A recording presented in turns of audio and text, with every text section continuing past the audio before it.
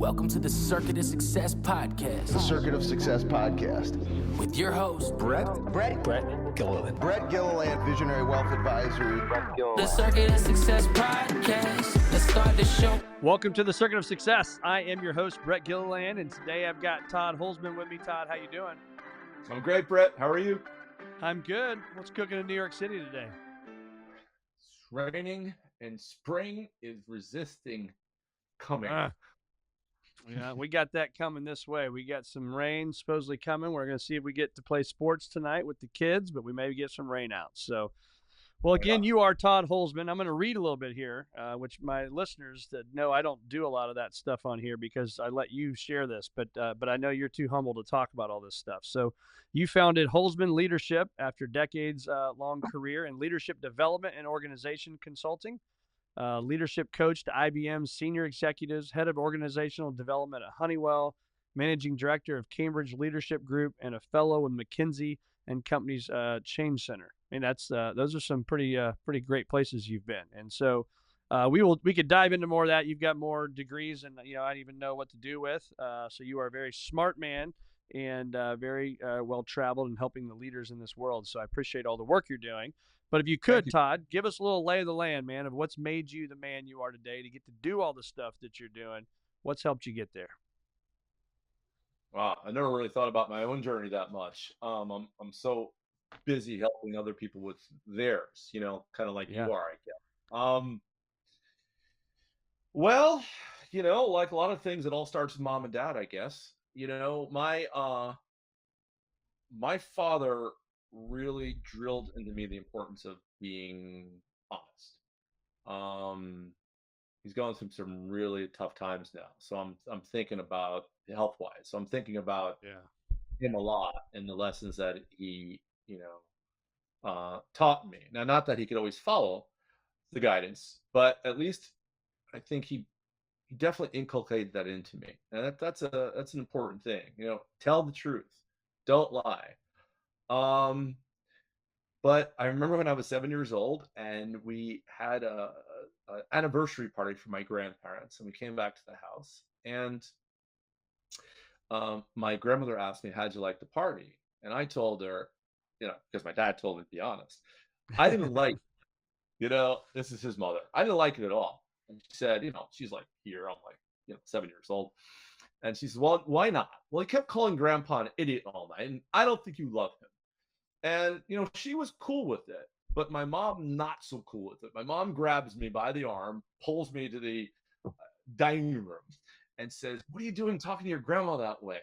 I said, "But you and Dad always told him to be honest." And she's like, "Not that honest." And so, I mean, it's funny and it's what happened, but it kind of created an awkward thing for me because I had the voice of my dad, be honest, tell the truth, don't lie.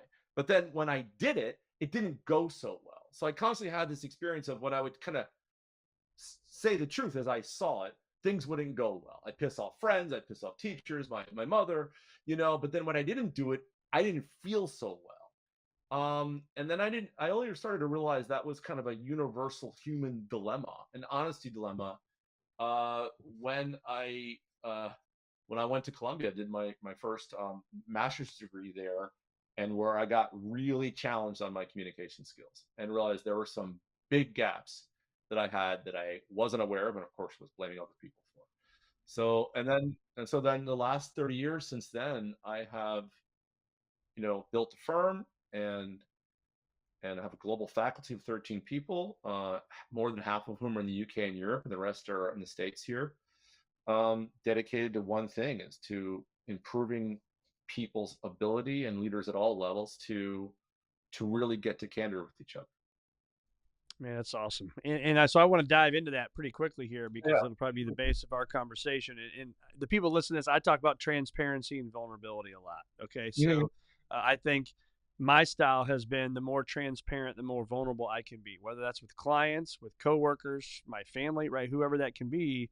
I feel it makes for better relationships, right? Because if I can share where I'm at, even I share a lot about my anxiety story, and I have found the more that I've shared that, the more people share their stories with anxiety, and they'd had no idea that I dealt with it. I didn't know they dealt with it. And so it's brought people together, right, in a deeper, more meaningful relationship. I know you call it candor. So before we dive into that, exactly all the stuff you're doing with that, how do you define those: candor, transparency, vulnerability? Yeah, no, I think there's a big overlap between those things. But first, I just want to react to what you said. Yeah, of course, makes your relationships better because you're bringing your real self to it. And you can't have a relationship if you don't bring your real self to it, right? That's So right. by sharing, I guess, your anxiety story, such as something that's true for you and is a part of who you are, then, well, first of all, people get to see who you really are, and you want to have relationships based upon who you are, not some image that you're creating for yourself, right? But also, and I imagine this is why you're saying this is so moving to people on your podcast, but also maybe it helps them be more authentic as well. And then now we're all connected on a much more genuine level than the superficial masks that we tend to wear in front of each other to make it seem like everything's okay, or to make us seem like we're a certain kind of person that's different from maybe who we really are. Yeah. I don't know. I find the fact that you've really emphasized. What made you do that, by the way? What did that? How did that occur to you all of a sudden to suddenly start doing that? Because It was funny. It came by lack of planning to do it. It was, I was giving a talk. This was years ago, and I was giving a talk, and for some reason, this thing pulled at me and said, "You need to share this story," and I did. And of all the stuff that I thought I said that was great, I had people that came up to me after the talk, like people do, and 3 or 4 people in a row told me, and I didn't know these people, right? I didn't know them at all. And they thanked me for sharing my story on anxiety.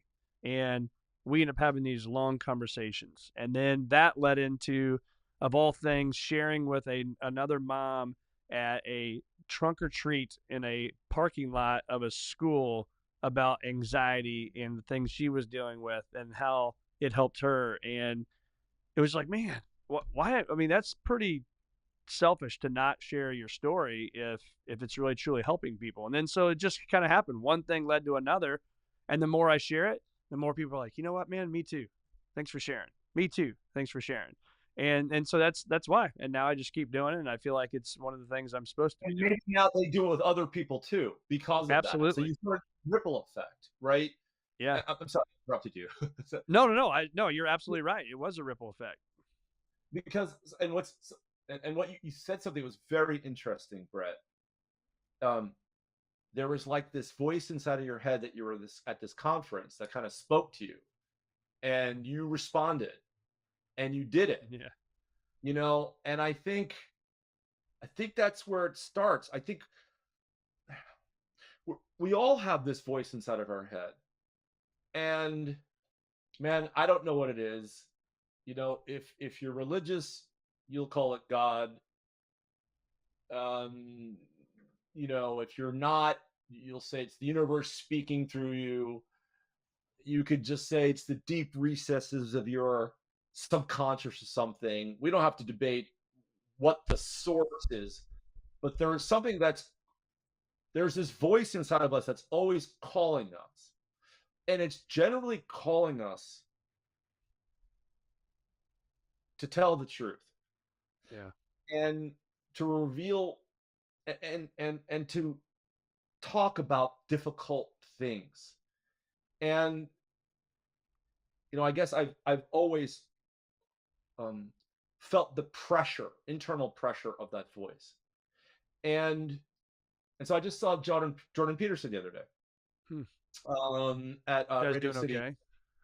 Yeah, he's doing all right, man. And and he gave this amazing lecture. And I was there with a kind of Fortune 100 CEO, which was really great to do that together, and an old buddy of mine. And it was quite a complicated lecture for an hour and a half. But at the end of the whole thing, they do a little Q&A, and somebody asked him, if you were to summarize, what's the most important takeaway you think for us from this entire lecture? And by the way, the lecture was he the who he who wrestles with God, I think is what it was called. And he said, tell the truth. And the thing with Jordan, I mean, I truly am an admirer and a follower of his. And in his book, 12 Rules for Life, he talks about tell the truth, or at least don't lie. I'm really glad, there's a but at the end of this sentence, okay? I'm really glad that he's encouraging people, right? And he's explaining it in ways that are, I think, better than I could have ever explained it. You know, he's saying the reason you want to tell, there's so many reasons, but one of them is because then you'll have the adventure of your lifetime, right? Because you don't know what's going to happen. If you're speaking, not because you're trying to manipulate the outcomes or to shape the results of it, but you're simply speaking the truth as you see it. You don't know what's going to happen. But you will have the adventure of your lifetime. And it's important for us to act with the faith, like the best thing that could possibly happen, even if it doesn't seem like it in the short term, will come from an expression and exploration of the truth in your interactions with other people, both at work and at home. So I agree with him 100%. And I've taken risks in my life that have scared the heck out of me, and I thought they were going to be devastating, and they weren't. They were bumpy. I've also taken the risks, and they've gone badly. And what I'm trying to do in the world is to turn it into a competence.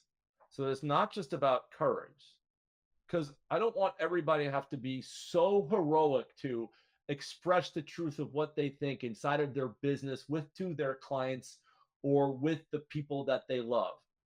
You know, if we turn it into a competence, like a real skill that you can learn like anything else, then you won't be so afraid.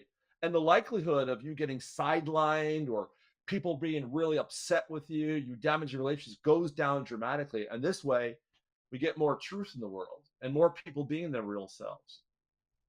So I really appreciate that it started with this strange voice inside of your head that you decided to respond to. Yeah. And you didn't have to. No. You could have chosen another route. Yeah, for sure. And sometimes you're like, oh crap, here it goes, and then you just let it rip, man, and have faith that it's going to work out. You know, like I didn't think I was going to be going down this path, but I am. You know, so faith. But yeah, and so explain that candor now. Like again, you got a book coming out later in the year, called Candor. Right now, it's the name is Candor. But talk about that. What's that mean to you? So let me say what it's not. Okay. First of all, let me say something just before that. The reason I care about it is because I think the research demonstrates, and my own work and the work of my global faculty demonstrates, that being good at this thing is absolutely critical to your thriving, both in it and outside of work, and that almost no one is naturally good at it. Okay? So imagine not being naturally good at something, almost no one being naturally good at something that's vital to their thriving in and outside of work. That's why I focus on it. And in terms of what it is, it's sometimes a little better to talk about, first of all, what it's not. It isn't just expressing the truth of what you think. Okay? It's equally about exploring the truth of what other people think, because none of us are omniscient, right? So you got a piece of the puzzle, I got a piece of the puzzle, your listeners got a piece of the puzzle. But if we could talk to each other, we're all dedicated to figure out what's true and reconciling our differences, then we can have a better understanding of the world and the reality and the problems and opportunities that we're trying to confront and deal with. Okay. So it's also not, so I guess that's the most important thing. It's I was going to say, yeah, it's also not just saying anything you think and feel, right? This is not about some, I don't know, some self-congratulatory vanity play. I just want to be me and kind of say what I think and feel. If it's just about emoting, forget it. I'm not interested in helping anybody do that.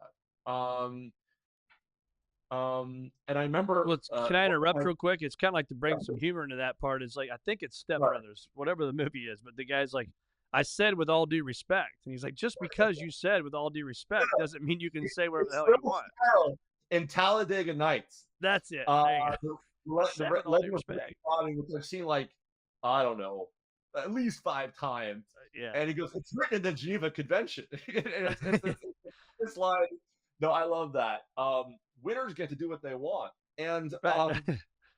and then, and then also it's not just about saying, yeah. So exactly to that point, I don't care how you caveat it, the intent has to be right. You have to be trying to, I think, make things better, serve other people, something like that. But it could go sideways on people, man, if we don't define it in the right way, we don't do it with the right intent. One of my clients, prior to working with them, they decided to institute a new kind of corporate leadership behavior. I forget what they called it, but something like straight talk, right? And so it was trying to encourage people to speak up inside of the organization. And what she said was, it's like this global bank, and she was the head of talent and development for the whole bank.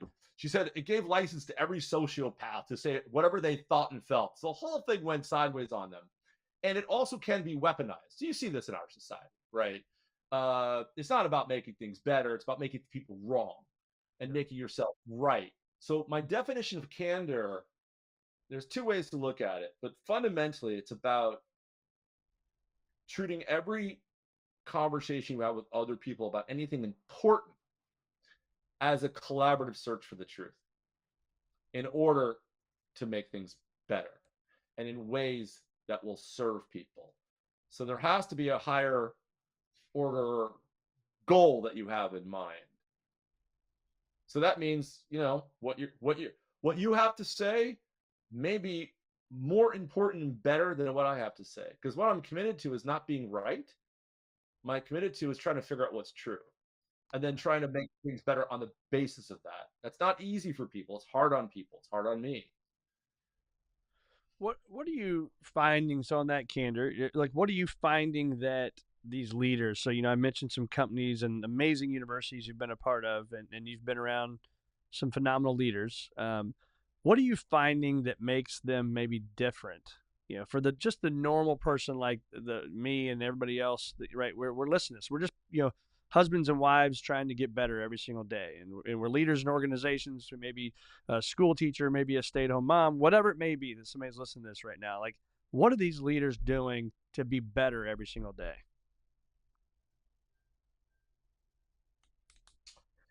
My honest answer is I don't think they're better than any of us. I love that. I mean, there are some things where, they clearly kind of, there are certain things I think differentiate them, but I want to say specifically where they're not better in a moment. So oftentimes, some of these people I've met, man, I mean, they're so smart. I feel lucky to be around them. Some of my clients, like, I mean, they're much smarter than me. And it's a little intimidating, but it's also kind of nice to be around like such amazing people. So they're super smart, man. They work their asses off for sure. And I think people who get to these higher level positions, because my company works with like small biotechs, but like when they're smaller firms, but work with like quite large companies. They're probably more ambitious, than maybe your normal Jim and Jane, But what I will say, where they're no different than anybody, and some of the best people I know are small business owners, coaches, priests, not people who have these big positions necessarily. But what we all struggle, man, is around having honest conversations with each other. I haven't. So, and the reason I say this is because, so the way we develop leaders and people, okay, it's kind of a strange way. We're not talking to them that much, right? I mean, there is content that we share with them, but they bring to us a real life problem where their leadership and their ability to communicate with other people around problems and opportunities, it didn't produce the results that they wanted. Okay. And I've worked with like most senior executives in the world, in some cases like semi-prominent world leaders, like Minister of Education from the Philippines years ago, as an example, when I was on the teaching staff at the Kennedy School, to like to sales reps in pharma, or people who are working with Costco from Red Bull.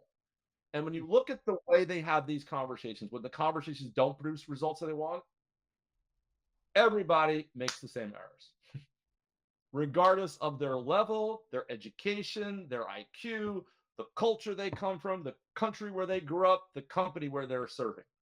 It's uncanny. And I've got well over 30,000 documented cases of that. Man. So we all fall into the same traps, man, regardless of who we are. And we tend to be blind to it at the same time. It's like this thing makes no exceptions for anybody, as far as I can see. What is that? What are those traps? Well, there's there's like about 10 or 12 that are super common across the world. So I'll give you a couple of them, maybe 2 or 3. Let's say leading questions, jumping to action, and piling would be some great examples. So a leading question is, Brett, let's say your wife was listening to the podcast. I'm assuming you're married. Sorry, I'm not sure if that's the case. But, Yep. Thank you. And let's say she says to you, Brett, that conversation you had with Todd, I mean, do you really think you should have allowed him to talk as much as he did?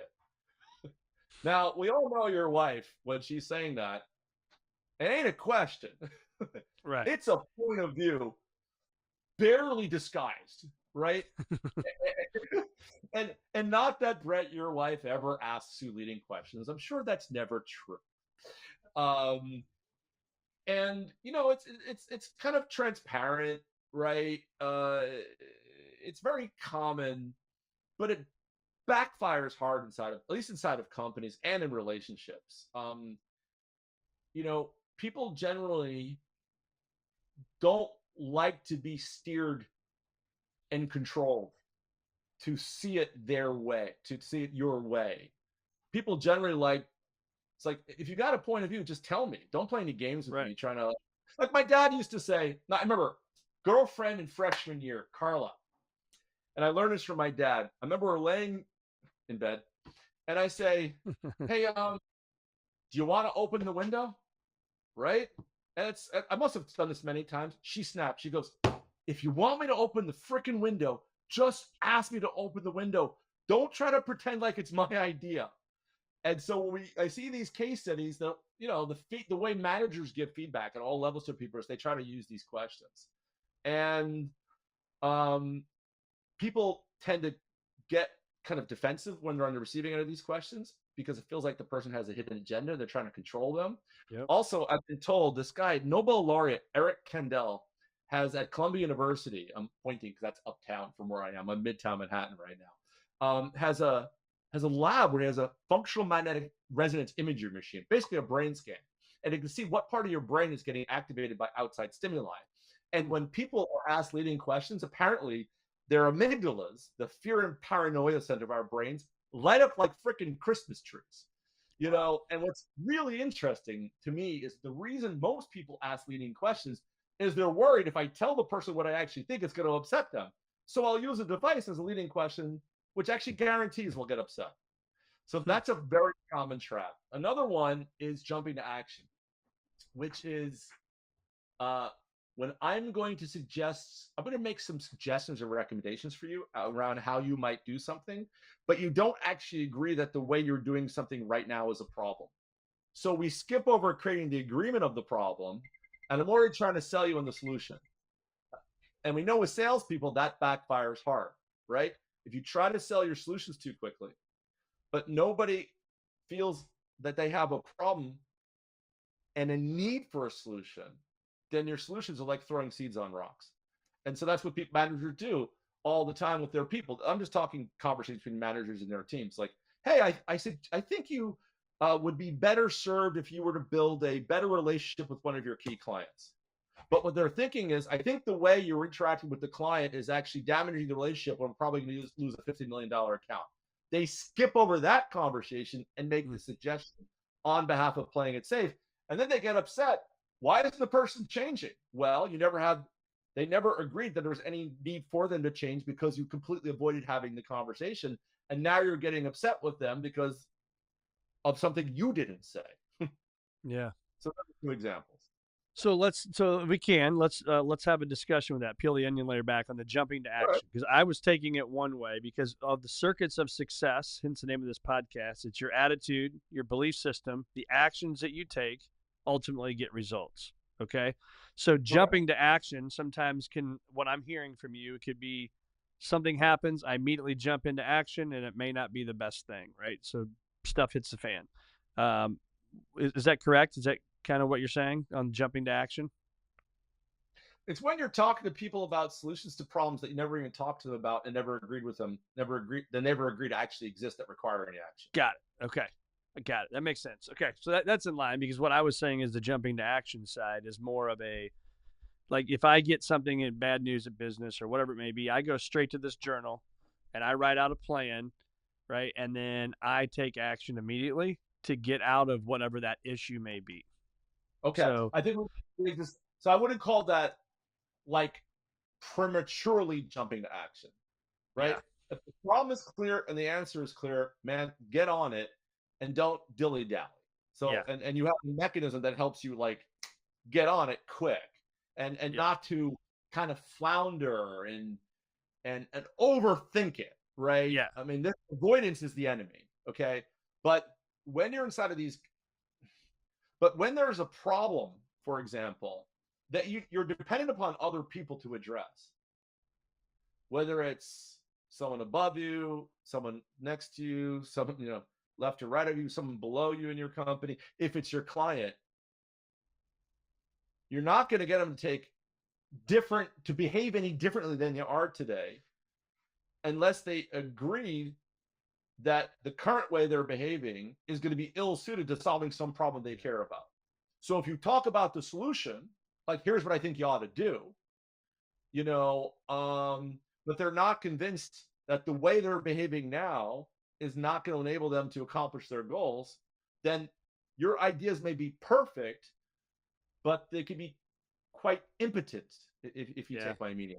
Do we need and I think that that's exactly what a good wealth management advisor does, right? I mean, I get on the same page with you and you say, okay, Todd, my goals are A, B, and C, right, is what I heard you say. And here's how we're going to get there. But if you go counter to that, then we're not on the same page, right? To your point earlier, we didn't get agreement, if you will, that this was the action that needed to be taken. I'm distinguishing something. Agreement on the problem before discussion of the action. Problem, yes. So this is the thing. So I don't know how it works in your world. So I would imagine you have a conversation with people about what their financial goals are, right? That's right. Yep. And then you probably have a look at what their assets are, what kind of money they're bringing in, what's the cash burn on a monthly basis, kind of all that, what all their obligations are.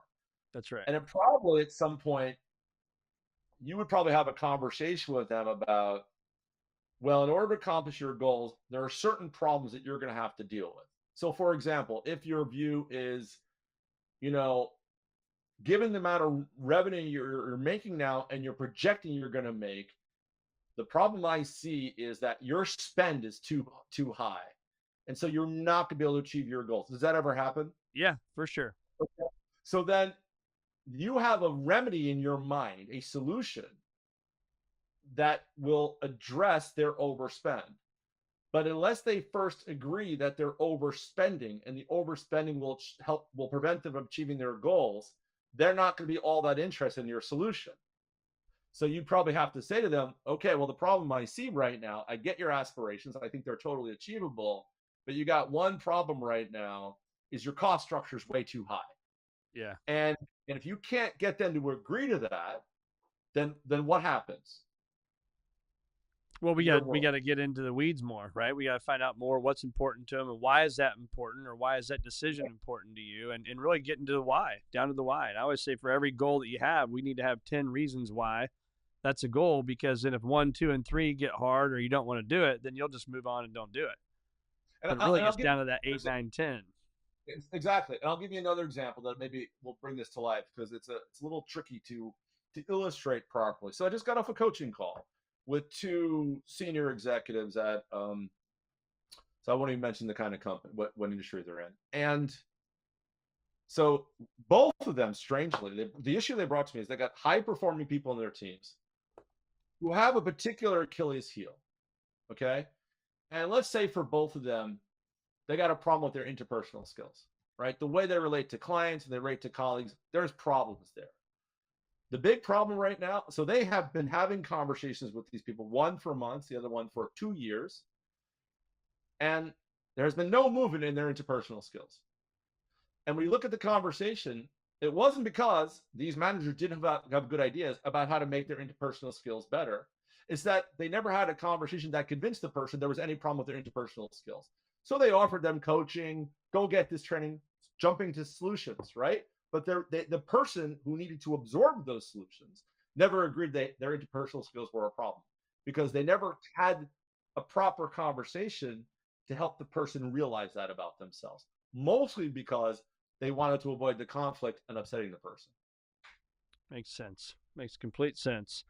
How do you right now personally stay a student of the game? Well, that's a good question. So first of all, I don't think it's funny, stay. I think I'm always a student. That's probably part of my question, right? Is that it's the boring, consistent habit of doing the same stuff, right? Day in and day out to stay a student of the game, in my opinion.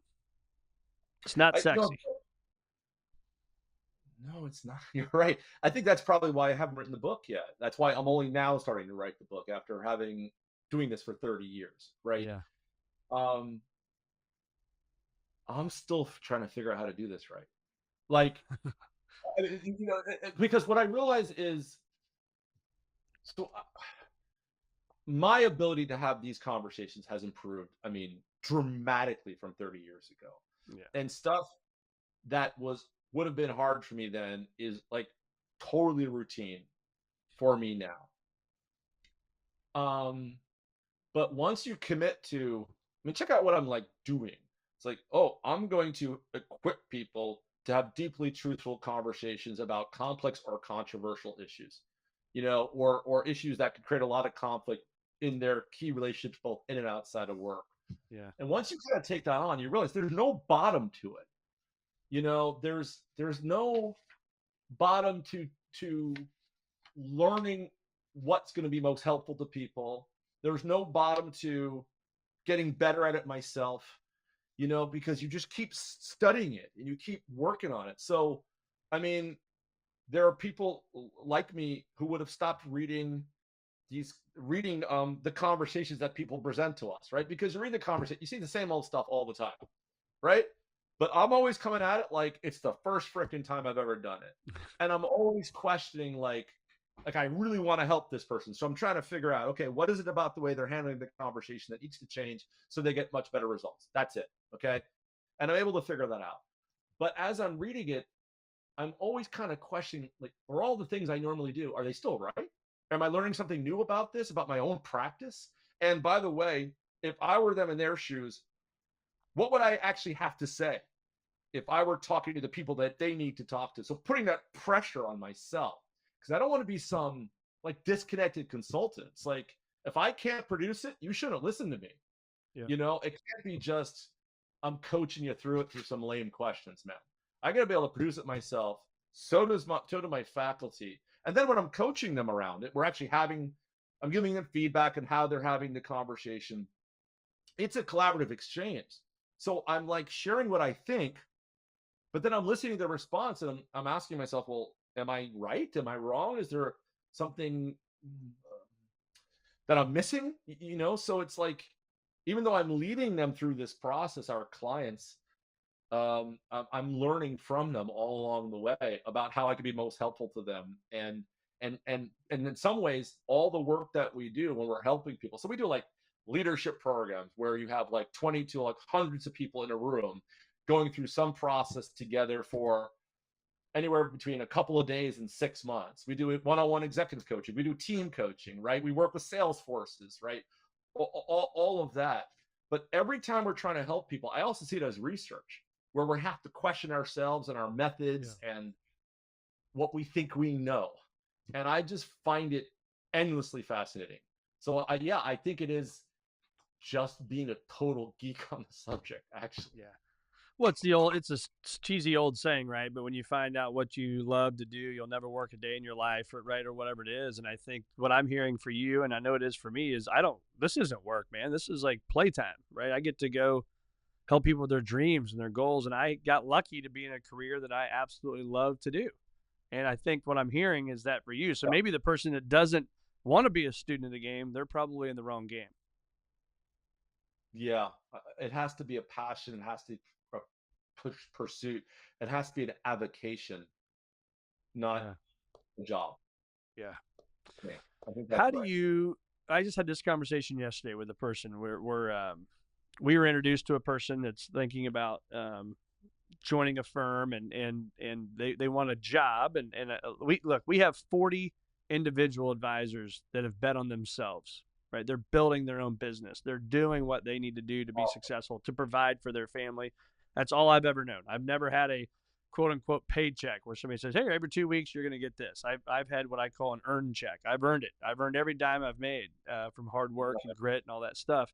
And that's not a pat on the back. That's more of my belief system. So that's all I know in my adult career. How do we help people that may not have that same feeling as me, bet on themselves, take the risk, get uncomfortable, be comfortable being uncomfortable, and go out and make stuff happen? And so is what's behind the question that there are people that you're trying to help make that leap? Yeah, I think there's just in talks with people, not just even for our firm, just out in social settings, right? That people are like, I wish I would have done this 10 years ago, or I wish I would have done that. And they're kind of stuck in this world that they're in. And this person, same thing. I'm telling them, bet on yourself, man. You may go backwards for a couple years financially, but long term, he will win big time if he were to do that and bet on himself. But I think as individuals, we get stuck in that, oh my gosh, I need that guarantee. I need that check every 2 weeks. I need that health insurance. And and it may not even be a conversation we have. Maybe there's not a way, but I think there's got to be something, man, to help people. Let's get into that. So you might be, in the way you're approaching it, jumping to action with this person. Okay. So, because I may get this wrong, Brett, but let me experiment with this out loud. Okay. This is just what the voice inside my head is saying. So, take the leap. You'll make more money than you ever could. That's great.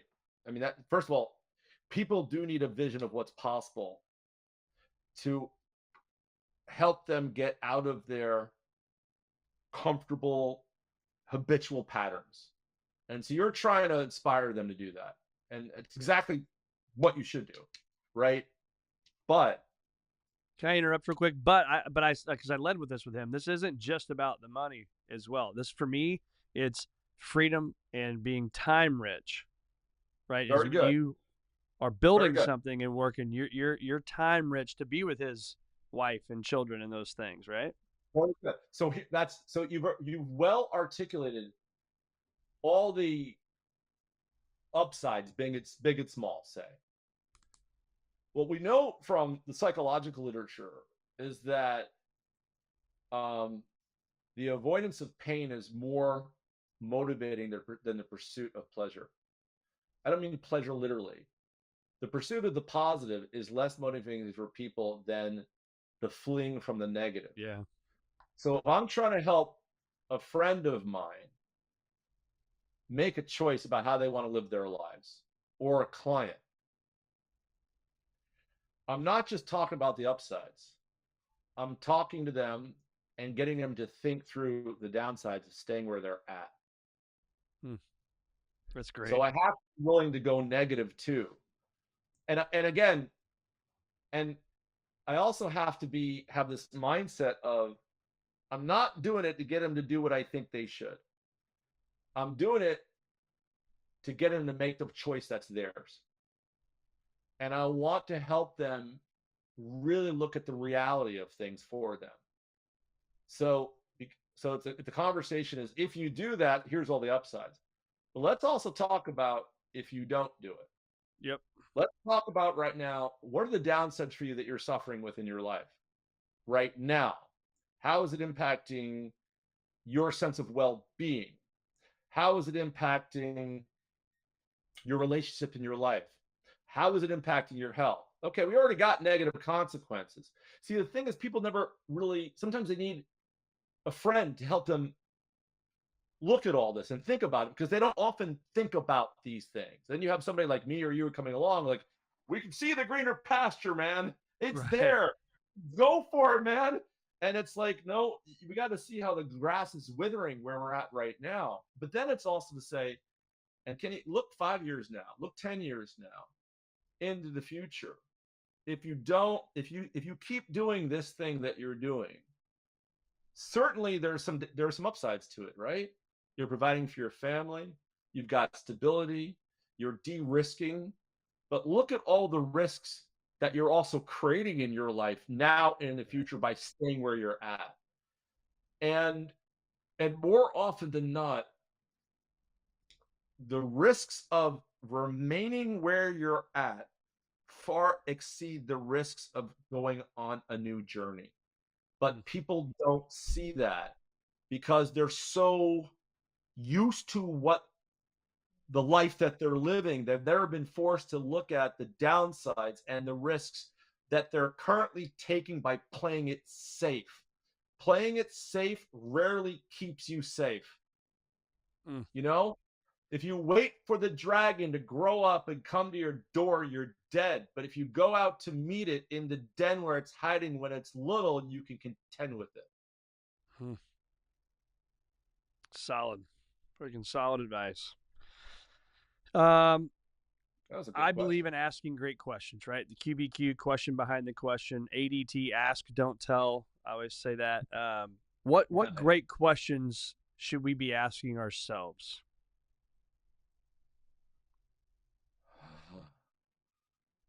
Shoot. Gosh, I guess, first of all, the first question I ask is, who am I to even answer the question? You know, so like, why should Shit, I don't know. I don't know either. Well, you know, By the way, you're my 388th interview, and I thought of this question last night, and I've never asked it out of 387 other people, so I apologize, Todd, for asking you first. No, fine. It's a killer question. And let me answer it, because yeah, I think it's, so what are the, I'll maybe 2 or 3 questions. One, what are the things that you know you should and could do better that you're not? Something like that. I mean, it could be something as trivial as, you know, I know, and listen, none of us are perfect. We're all riddled with imperfections, left, right, and center, man. And we know a lot about our deficiencies. You know, in some ways we have this voice in our head which is always very self-critical. I mean, shoot, it could just be as simple as, I need to make my bed in the morning.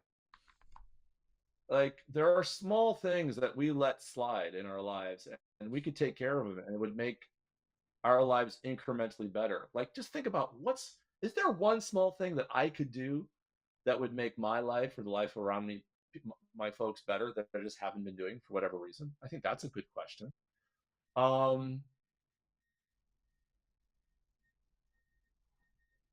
Another good question is like, what am I avoiding?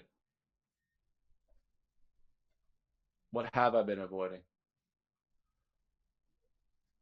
You ask the question, you will get an answer if you think about it. And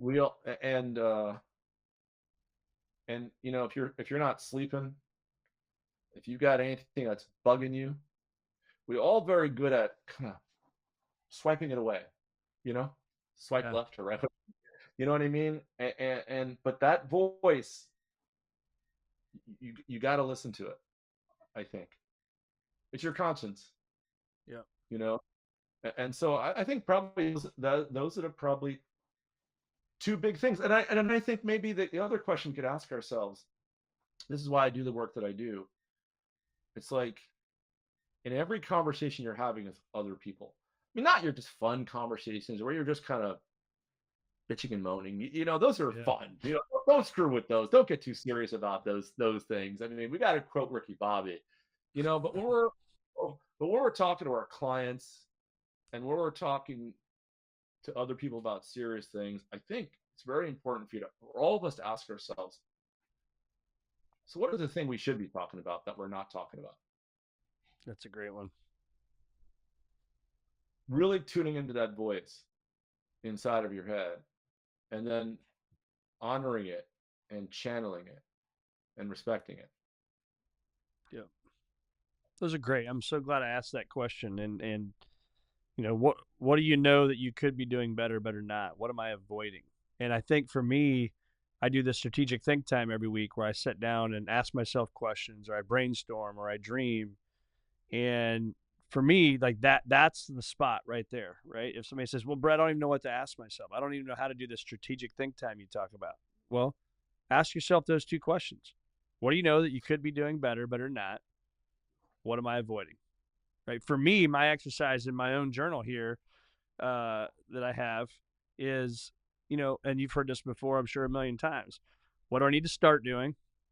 What do I need to stop doing? What do I need to continue doing? Just ask yourself that. You could ask yourself that every Sunday night. What do I need to start doing, stop doing, continue doing? And then when accomplished, what will be improved in my life? And I add to it, and if I don't do that, what are the downsides? Yes. Around to pull in what we were talking about before. I'll tell you what I've started doing.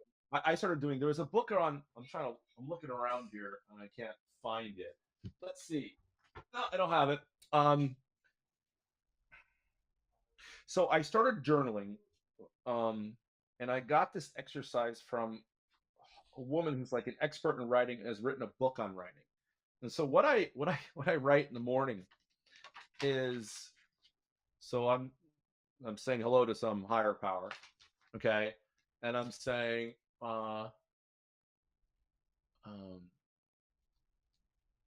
what good can I do in the world today, and what do I need to clear out so I can hear the truth? And then whatever is bugging me or I'm nervous about, whatever, like all these kind of noise and negative emotions, I just start writing it, man. I start writing it. And then it doesn't always work, right? But then it creates like a clearing, like where there's less noise. And then suddenly things come, ideas come, things that are inspiring and exciting for me, that get me excited about the day and the difference I can make and cool things I could do for people that I care about, including my clients. And I don't do it all the time, right? But I was doing it regularly for a long time. But I'll tell you, man, that one thing, I found it's a great way to start off my day. I create clearing so I can be present. Habits and rituals. If I follow Todd Holzman around day in, day out with a camera, and we have to document this, are there things day in and day out that I would see you doing that are a habit and a ritual for you? Yeah, I'm gonna wake up in the morning, make my bed, or our bed almost always, not always, but almost always. I have found that stupid little thing creates some structure. And then, you'll see me getting out of the house and getting some light in my eyes really quickly, a la Andrew Huberman, who recommends that. Yeah. I tend to limit my caffeine intake. I don't always do a good job of that, but 60 minutes to 90 minutes, because I'm waiting for the adenosine chemical in my brain to load up so that when I hit it with caffeine, it'll hit it and I don't have the ups and downs. And you'll see me probably out of the house here. We have a flat here in a local cafe, writing my journal and drinking my first cup of coffee. And all that will start around 7 or so, and then I'm usually pretty busy, man, from about 8:30 until about 8:39 at night, Monday through Thursday. And I'm taking 3 times a week, I'm taking a break with a personal trainer who kicks my ass. Um, and then but I'm on the phone on the way there. I'm on the phone on the way back, and I'm back at the desk working, closing out the evening. And a couple of nights a week, I'm working with my partner Olga. Um, she refers to me as her third future ex-husband, uh, uh, to help her with her amazing reality show. She has created a reality show that is kind and comedic, and actually real. Real people, real stories, and she's trying to do something very different in the reality show business. And Awesome. and it's already on a streaming service, but she's trying to get some bigger streaming service. It's called Olga Knows Best ? So I'm working with her on it, and unfortunately, I'm in it because it's about her life, because her name's Olga, and nobody can resist her, so I had no choice. So I had to be involved just to play a lot. So it's pretty busy, and then Saturdays, we spend time on that, and I'm back working on Sundays, man. So Awesome. it's pretty full on, and hoping to get start booking a little more off time in vacations. Awesome. That's it. Awesome. That's a little day. I love it. Well, where do our listeners find more of you? I know you've got your book coming out, Candor, if you want to plug that. When will that be out? When will it be finished? All that kind of stuff. Let me just check here. So, okay. So the book will come out sometime next year, probably about 12 months from now. So we're in April. So around April or May, it'll be a book on candor. It'll be a user's guide. So a lot of these, business books, how they're written, they're marketing puff pieces, basically. So I'd certainly like it to be good for generating business. So I'm not against that, but I want something where somebody can come and get really useful advice from something they've read, and stuff they can actually use and put to practice right away that will make them better at having the conversations that really matter to them at work and at home. So I want it to be very practical and actionable. I'm also developing an artificial intelligence app that I'm going to give away with the book. Because the problem, so I spend a lot of time in these big corporates, right? And we spend $60 billion every single year on leadership development globally. That's a huge number. Very little to show for it. We're largely not seeing people, as a result of these huge investments in training them, actually become better leaders, and we're not seeing any business impact. Also, it's very expensive. So I want to take what I've learned about what it takes to have a good conversation and what you shouldn't do, and teach her to do it. The app. So you can bring any conversation that you want to have. Let me just get rid of this on my phone, with anyone at any time, and you'll come to her and she will help you think through the conversation, but then she will realistically practice it with you, where she'll say, hey, Brett, okay, she'll actually recreate the situation you're going to be in with the people you're going to have it with. She'll simulate them. And then when you fall into some trap, she'll correct you on it in the moment during the realistic role play and give you corrective coaching so you can do it better. So it'll prepare you for important conversations, but also the more and more you use it, the more development you'll get. Because I want to democratize leadership development, and I want to make it available to the masses. And if you could only do it by hiring somebody like me, it's too expensive, right? To make it available to, we train 1,000 people every year. I want hundreds of thousands and millions of people getting help with their most important conversations, ergo the app. And along those lines, I like to offer free content. So if you're, for your audience, if they email me at, can I say this now, Brett? Is it okay? Absolutely. Todd Holzman Candor @gmail.com. So it's TODDHOLZMANCANDOR @gmail.com. And just put your name, Brett, your name in the subject line. I got some resources set aside for them that can hopefully begin helping them move the needle in their important conversations. It's just a way to make some kind of contribution to your audience. I love that. Well, thank you. Todd Holzman, candor@gmail.com. We'll check out the book next year. And man, it's been awesome having you. Got tons of takeaways here, and I know you've added an immense amount of value to our listeners. So we really appreciate your time, man. I know you're a busy guy. I appreciate the opportunity to do it, man. Any way I can serve, and it was fun talking to you. So thank you. Bye-bye.